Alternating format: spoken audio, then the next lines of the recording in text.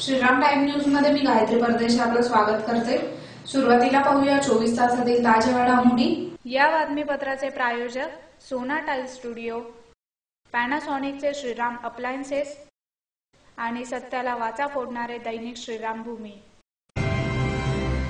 उडाणे येथील प्राथमिक आश्रमशाळेचे संस्थापक अण्णा सूर्यवंशी यांचा जिल्हाधिकारी कार्यालय आवारात आत्मदहनाचा प्रयत्न। शिवसेनेतर्फे माजी खासदार निलेश राणे यांच्या प्रतिमेला भर चौकात काळे फासून दहन। सद्गुरू श्री प्रसाद महाराज यांचे एकविरा देवी मंदिरात आगमनानिमित्त अनेक भक्तांनी केले स्वागत व घेतले आशीर्वाद। विद्यावर्धिनी सभेच्या कला, वाणिज्य आणि विज्ञान महाविद्यालयात व्याख्यान संपन्न। आणि सम्यक विद्यार्थी आंदोलनातर्फे जिल्हाधिकारी कार्यालयासमोर जोरदार घोषणाबाजी करून निदर्शने। आता बातमीपत्र विस्ताराने। धुळे तालुक्यातील उडाणे येथील इंदाई देवी शैक्षणिक व सांस्कृतिक मंडळ संचालित प्राथमिक आश्रमशाळेत घडलेल्या जळीत कांड प्रकरणी दाखल गुन्ह्याचा तपास करून गुन्हेगारांना शासन करावे या मागणीची दखल न घेणाऱ्या तालुका पोलीस ठाण्यातील अधिकाऱ्यांवर कारवाई करावी अशी मागणी करत आश्रमशाळेचे संस्थापक अण्णा सूर्यवंशी यांनी जिल्हाधिकारी कार्यालय आवारात आत्मदहन करण्याचा प्रयत्न केला। पोलिसांनी हस्तक्षेप करून त्यांना ताब्यात घेतले। धुळे तालुक्यातील उडाणे येथील इंदाई देवी शैक्षणिक व सांस्कृतिक मंडळ संचलित प्राथमिक आश्रमशाळेत सन 2016 मध्ये घडलेल्या जळीत कांड प्रकरणी दाखल गुन्ह्याचा त्वरित तपास करून गुन्हेगारांना शासन करावे या मागणीची दखल न घेणाऱ्या तालुका पोलीस ठाण्यातील अधिकाऱ्यांविरुद्ध कारवाई करावी अशी मागणी करीत आश्रमशाळेचे संस्थापक अण्णा सूर्यवंशी यांनी जिल्हाधिकारी कार्यालय आवारात रॉकेल टाकून आत्मदहन करण्याचा प्रयत्न केला, परंतु वेळीच पोलिसांनी हस्तक्षेप करून त्यांचा प्रयत्न उधळला गेला। याबाबत अण्णा सूर्यवंशी यांनी जिल्हाधिकाऱ्यांना 10 जानेवारी रोजीच आत्मदहनाचा इशारा दिला होता। त्यानुसार त्यांनी जिल्हाधिकारी कार्यालय आवारात रॉकेलचा डबा घेऊन आत्मदहनाचा प्रयत्न करीत असताना पोलिसांनी ताब्यात घेतले। याबाबत अधिक माहिती अशी की उडाणे येथील इंदाई देवी शैक्षणिक व सांस्कृतिक मंडळ संचलित प्राथमिक आश्रमशाळेत दिनांक 10 मे 2016 रोजी दुपारी 3 ते 5 दरम्यान कार्यालयाचे कुलूप तोडून आग लावण्यात आली होती। या प्रकरणी तालुका पोलीस ठाण्यात गुन्हा दाखल करण्यात आला होता। या घटनेला किशोर जिभाऊ पाटील हे जबाबदार असल्याचे सांगून त्यास ताब्यातही घेण्यात आले होते। त्यामुळे त्याचा राग येऊन किशोर पाटील, दगडू मोरे, गिनाबाई पाटील यांनी ठार मारण्याची धमकी दिली होती। त्याबाबतही तालुका पोलीस ठाण्यात रितसर फिर्याद देण्यात आली होती। किशोर पाटील याचे वडील जिभाऊ पाटील हे सदर आश्रमशाळेत नोकरीला होते। त्यांच्या मृत्यूनंतर किशोर यास वडिलांच्या जागी नोकरीत सामावून घ्यावे म्हणून संस्थेकडे तगादा लावला जात होता व न्यायालयात दावाही दाखल करण्यात आला होता। सदर दावा न्यायप्रविष्ट असताना किशोर याने पुन्हा 9 फेब्रुवारी 2018 रोजी मोबाईलवर धमकी दिली। तसेच त्याने व इतरांनी आश्रमशाळेला आग लावल्याचे कबूल केले। सदर मोबाईल रेकॉर्डिंग तालुका पोलीस ठाण्यात हजर करून देखील सदर जळीत कांडातील आरोपितांवर कारवाई झालेली नाही, म्हणून बुधवारी अण्णा सूर्यवंशी यांनी आत्मदहनाचा प्रयत्न केला। 10/5/2016 या दिवशी उडाणे आश्रमशाळा इथं जळीत कांड झालं 3 ते 5 दरम्यान, ज्यामध्ये अज्ञात व्यक्तीविरुद्ध गुन्हा दाखल होता। त्यानंतर गावातील एका मुलाला, म्हणजे तो मुलगा कोण, माझ्या शाळेवर जो कामाडी होता त्या कामाडीचा मुलगा आहे किशोर जिभाऊ पाटील। याचं म्हणणं होतं तो आनंदा जिभाऊ पाटील जो आहे, जिभाऊ आनंदा पाटील हा माझ्या आश्रम शाळेमध्ये कामाडी होता आणि कामाटीवर काम करत असताना रस्त्यामध्ये त्याचा ऍक्सिडेंट झाला। त्याच्यामध्ये तो मेला। मेल्यानंतर सगळं अंत्यविधी वगैरे सगळी झाली। गावाचं शिष्टमंडळ आलं। त्यांनी सांगितलं की त्याच्या जागेवर या मुलाला समवून घ्या। मी त्यांना नाही म्हणून सांगितलं।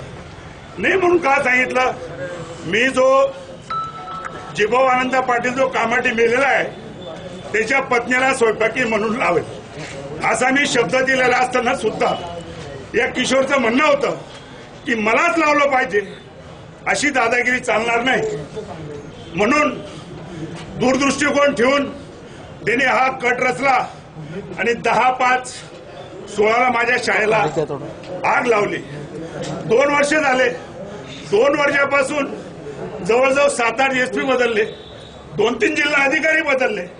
सगळ्यांना एवढं एवढा गठ्ठा जमला माझ्याजवळ, एकाने आतापर्यंत दखल घेतली नाही. परंतु 9/5 म्हणजे 9/5/2018 परत मी निवेदन दिलं. त्या अगोदर 2 तारखेला किशोर जिभाऊ पाटील याचा मला 1 तारखेला रात्री फोन आला, परत 2 तारखेला फोन आला. अरे तो कोण बोलतोय भाऊ, ओळख म्हणे, आवाज कोण आहे. म्हटलं कोण बोलतोय, त्याचा नंबर माझ्याजवळ फीड होता. म्हटलं बोल किशोर. अरे म्हणे तुझी शाळा मी जाळलेली आहे, तुझ्याकडनं काय उखाडायचं असेल उखाडून घे, पोलिस बिलिस मी सगळे खरेदी करून घेतलेले. मी त्याला काही बोललो नाही. जवळजवळ 30 ते 35 मिनिटं संभाषण एकदा नाही 2दा चाललं. आणि त्या अनुषंगाने निवेदन वगैरे तयार केली. एसपी साहेबांना दिलं, कलेक्टर साहेबांना दिलं, मुख्यमंत्र्यांना पाठवलं, तालुका पोलीस स्टेशनला दिलं. तालुका पोलीस स्टेशनला दिल्यानंतर त्यांनी कुठलीही कारवाई केली नाही. नंतर मग 9 तारखेला उपोषणाचा इशारा दिला. तिथले संबंधित 2-3 पोलीस अधिकारी आले. ते म्हणे आम्ही एसपी कार्यालयामध्ये नोडल अधिकाऱ्याला हे चेक करायचं पत्र देतो, तुम्ही उपोषण थांबवा. त्यांच्यावर विश्वास ठेवून मी उपोषण थांबवलं. आता उपोषण थांबवून हा 11वा महिना आहे. 11 महिन्यापासून त्यांनी कुठलीही दखल घेतली नाही. नोडल अधिकाऱ्याला पत्र दिल्यानंतर ते पत्र पुण्याला गेलं.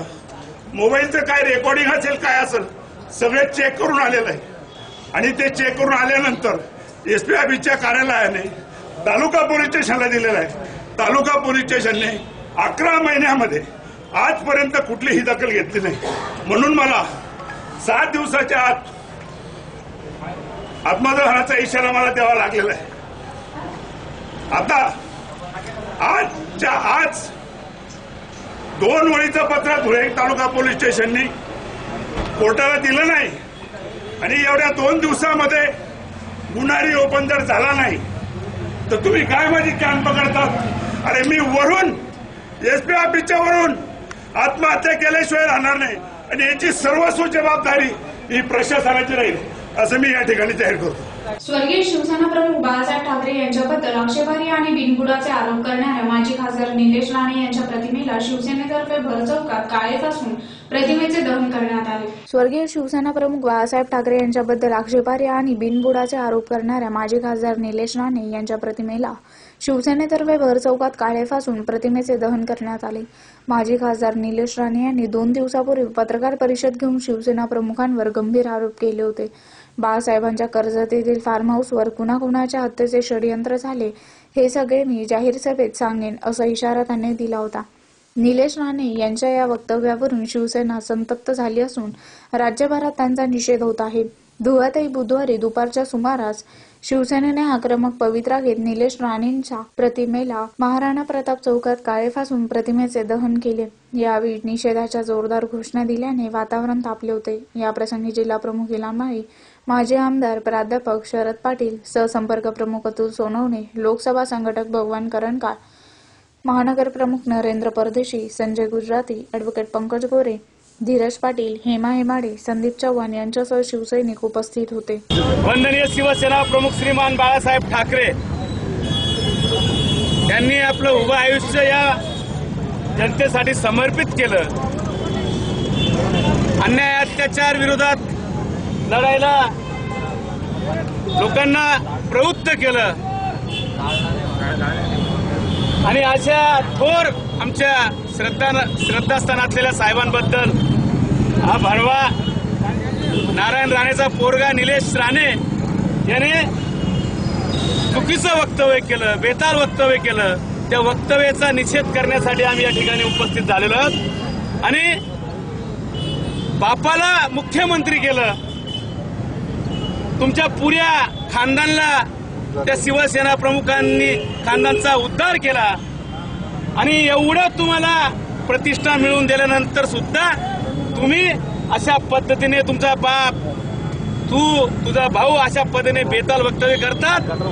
तुझा बाप स्वाभिमान पक्षाचा भाजपचा खासदार तू स्वाभिमानचा, तुझा भाऊ काँग्रेसचा आमदार, हरामखोरानं तुमचे एका घरात 3 पक्ष आहेत आणि तुम्ही अशा पद्धतीने बोलता. तुम्हाला लाजा वाटल्या पाहिजे. तुमचे घरे भरल्याशिवाय आता राहणार नाही. तुम्ही भरवेगिरी इतकी हरामखोरी करता.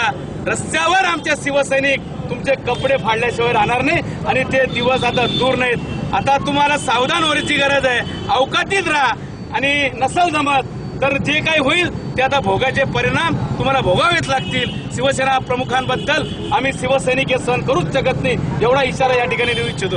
अमळनेर येथील श्री सद्गुरू सखाराम महाराज संतपीठाचे विद्यमान गादीपती सद्गुरू श्री प्रसाद महाराज यांनी खानदेश कुलस्वामिनी एकविरादेवी मंदिर येथे भेट देऊन दर्शन घेतले. यावेळी शहरातील विविध मान्यवरांनी व भक्तगणांनी त्यांचे स्वागत करून दर्शन घेतले. श्री सद्गुरू सखाराम महाराज यांच्या समाधीस 200 वर्षांचा प्रदीर्घ काळ पूर्ण झाला आहे. त्यांच्या समाधी सोहळ्याचे 200व्या वर्षानिमित्त महाराजांचे सद्गुरू घराणे श्री संत उद्धव महाराज मुल्लेरकर यांच्या कृपाशीर्वादाने व श्री सद्गुरू सखाराम महाराज अमळनेर संतपीठाचे विद्यमान गादीपती सद्गुरू श्री प्रसाद महाराज यांच्या प्रेरणेने 20 एप्रिल ते 29 एप्रिल दरम्यान विविध कार्यक्रमांचे आयोजन करण्यात आले आहे. त्यानिमित्त सद्गुरू श्री प्रसाद महाराज यांनी खानदेश कुलस्वामिनी आई एकविरादेवी मंदिर येथे भेट देऊन दर्शन घेतले. यावेळी शहरातील विविध मान्यवरांनी व भक्तगणांनी त्यांचे स्वागत करून आशीर्वाद घेतले. 1 वर्षार पंढरपूरून कार्तिक पौर्णिमेला निघून मार्गशीर्ष उद्या एकादशीला अंबरला येऊन 5 दिवसाचा वेळामुशेचा उत्सव करून यंदा निवृत्तीनाथाची व त्र्यंबकरायाचं दर्शन, त्याच्यात मुल्लेर हे सद्गुरूचे क्षेत्र आहे ते दर्शन घेऊन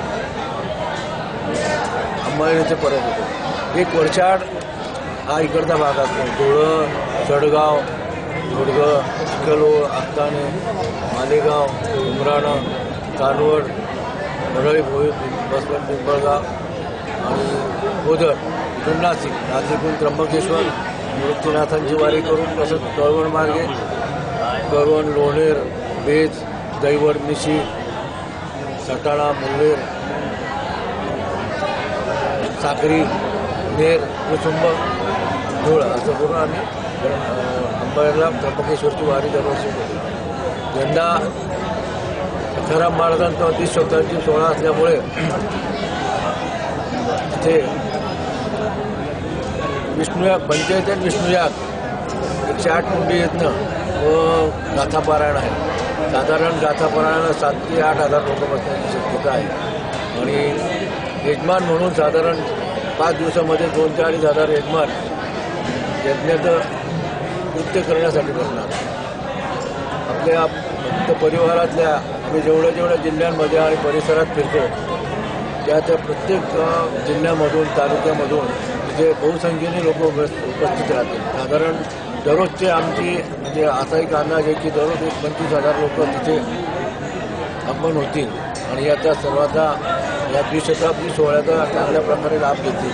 इंटरनॅशनल क्वालिटी ॲश्युरन्स सेल व कवयित्री बहिणाबाई चौधरी उत्तर महाराष्ट्र विद्यापीठ जळगाव यांच्या संयुक्त विद्यमाने साक्री रोडवरील विद्यावर्धिनी सभेच्या कला, वाणिज्य आणि विज्ञान महाविद्यालयात अकॅडमिक ॲडमिनिस्ट्रेटिव्ह ऑडिट या विषयावर व्याख्यान संपन्न झाले. इंटरनॅशनल क्वालिटी ॲश्युरन्स सेल व कवयित्री बहिणाबाई चौधरी उत्तर महाराष्ट्र विद्यापीठ जळगाव यांच्या संयुक्त विद्यमाने साक्री रोडवरील विद्यावर्धिनी सभेच्या कला, वाणिज्य आणि विज्ञान महाविद्यालयात अकॅडमिक ॲडमिनिस्ट्रेटिव्ह ऑडिट या विषयावर व्याख्यानाचे आयोजन करण्यात आले होते. यावेळी उत्तर महाराष्ट्र विद्यापीठाचे माजी कुलगुरू डॉक्टर R.S. माळी यांच्यासह मान्यवरांनी मार्गदर्शन केले. याप्रसंगी डॉक्टर M.R. नुरूप, अक्षय छाजेड, उदय शिनकर, प्राचार्य डॉक्टर D.S. सूर्यवंशी, प्राध्यापक M.L. पाटील, उपप्राचार्य शुभदा ठाकरे, मंगेश पाटील, मधुकर वानखेडे आदी उपस्थित होते. 1857 साल लक्षात आपण ठेवलं तर त्यावेळेला आपल्या भारतामध्ये फक्त 3 विद्यापीठं होती आणि ते मुंबई, मद्रास आणि कलकत्ता आणि त्यावेळेस महाविद्यालयांची संख्या 20 होती. परंतु आता स्वातंत्र्याच्या काळात आपण विचार केला तर साधारण 1950ला त्यावेळेलाही आपल्या देशामध्ये एक 20 विद्यापीठं, 500 महाविद्यालय आणि 2.5 लाख विद्यार्थी त्यावेळेला कार्यरत होते. पण आता 2016चा आपण जर का विचार केला तर आपल्याकडे 868 साधारण 900 विद्यापीठं आहेत आणि त्यात शिक्षण घेणाऱ्या विद्यार्थ्यांची संख्या आपण जर का बघितली तर साधारण 3,57,00,000 विद्यार्थी हे हायर एज्युकेशन घेत आहेत. महाविद्यालयाची संख्या जवळजवळ 40,000च्या वर आहे. त्यामध्ये विद्यार्थी संख्या, प्राध्यापकांची संख्या आणि ही जी आहे ही एक संख्या आपली खूप वाढलेली आहे.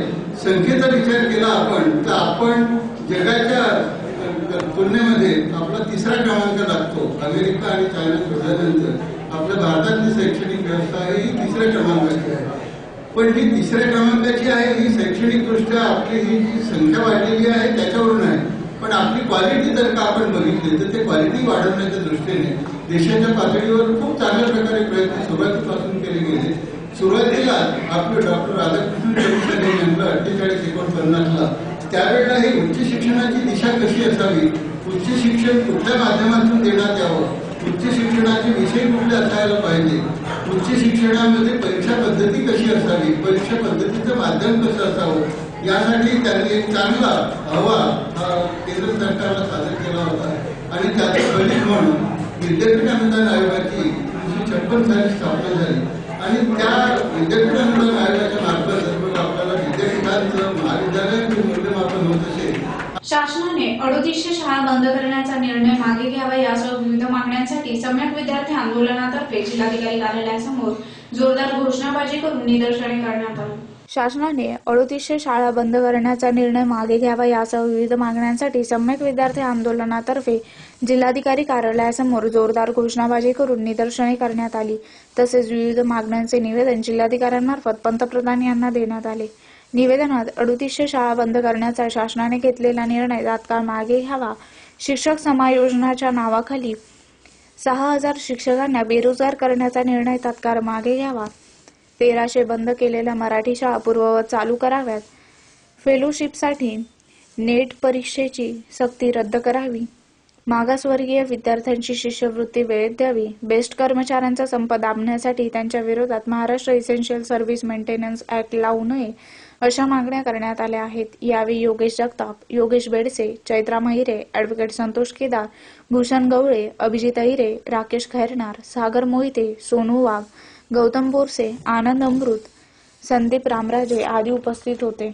महाराष्ट्र सरकारने 3800 शाळा बंद करण्याचा जो काही निर्णय घेतलेला आहे त्याच्या विरोधामध्ये सम्यक विद्यार्थी आंदोलन महाराष्ट्र राज्याचे अध्यक्ष महेश भारतीय सर यांच्या नेतृत्वामध्ये महाराष्ट्रातील संपूर्ण जिल्ह्यामध्ये निदर्शने, मोर्चे याचं आयोजन केलेलं आहे. सरकारने ताबडतोबीने त्या शाळा सुरू कराव्यात. ज्या नीटच्या परीक्षेवर जी सक्ती केलेली आहे ती ताबडतोबीने उठवावी आणि विद्यार्थ्यांवर जो अन्याय सुरू केलेला आहे तो अन्याय रद्द करावा, तो अन्याय निवळावा आणि विद्यार्थ्यांना न्याय द्यावा. वसतिगृहापासून विद्यार्थी वंचित आहे, शिक्षणापासून विद्यार्थी वंचित आहे, मराठी शाळा यांनी बंद केल्यात त्यापासून प्राध्यापक आणि शिक्षक हे वंचित आहेत. हा सगळा अन्याय इथलं बीजेपी सरकार करताय आणि म्हणून आम्ही बीजेपी सरकारला, पंतप्रधानाला आणि महामहिम राष्ट्रपतींना निवेदन देणार आहोत. आम्ही जिल्हाधिकाऱ्यांच्या मार्फत हे निवेदन त्यांना पाठवण्याची व्यवस्था करण्यासाठी विनंती करणार आहोत आणि आमच्या मागण्या ताबडतोबीने सरकारने मान्य कराव्यात. अन्यथा यापुढील आंदोलन या महाराष्ट्रामध्ये जोरदार पद्धतीचे होतील. याला जबाबदार इथलं शासन आणि प्रशासन राहील याची खबरदारी यांनी घेतली पाहिजे. पुन्हा पाहूयाच्या ठळक घडामोडी. उडाणे येथील प्राथमिक आश्रमशाळेचे संस्थापक अण्णा सूर्यवंशी यांचा जिल्हाधिकारी कार्यालय आवारात आत्मदहनाचा प्रयत्न.